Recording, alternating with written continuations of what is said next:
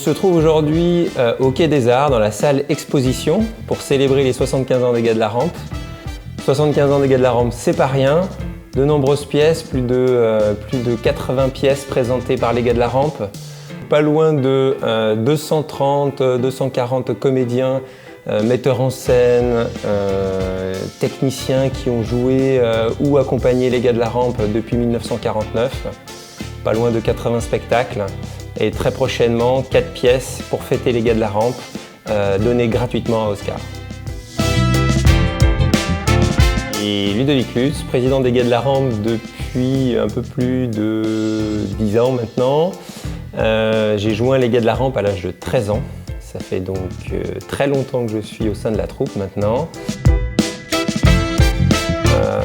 C'est pas seulement une troupe de théâtre, c'est un moment où on se retrouve, on célèbre les anniversaires ensemble, on célèbre les naissances, on fait la galette des rois, on cherche n'importe quelle opportunité pour se regrouper, pas seulement pour jouer, mais pour vivre cette passion du théâtre. Ce qui fait que les Gars de la Rampe sont aussi une deuxième famille pour beaucoup de personnes. On passe énormément de temps pour célébrer les 75 ans. Beaucoup, ces derniers temps, ont été quasiment tous les jours au local pour répéter, afin de fournir la meilleure qualité aux spectateurs dans les 2 prochaines semaines. Alors l'avenir des Gars de la Rampe, c'est bien sûr, dans un très court terme, les 75 ans avec ces 4 représentations qu'on a à Oscar et cette toute nouvelle pièce, Très Saint-Père, qui sera jouée en présence de l'auteur.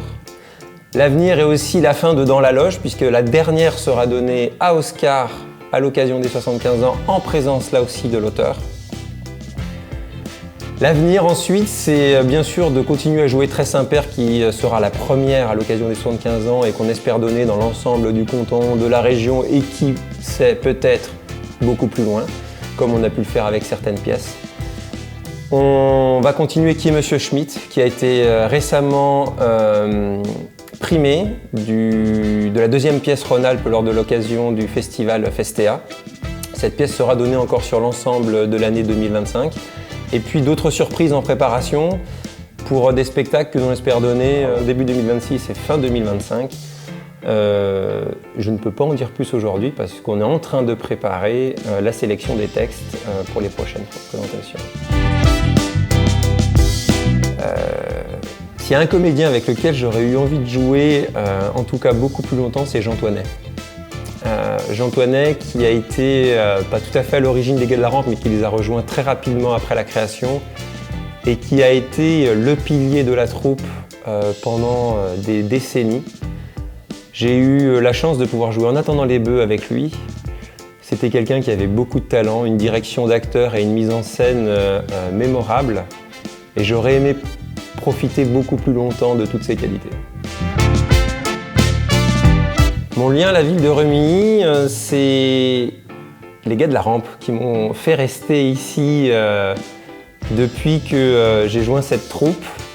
J'ai fait ma vie, pas forcément autour des Gars de la Rampe, mais en prenant très fortement en considération où se situaient les Gars de la Rampe pour rester le plus longtemps possible dans cette troupe.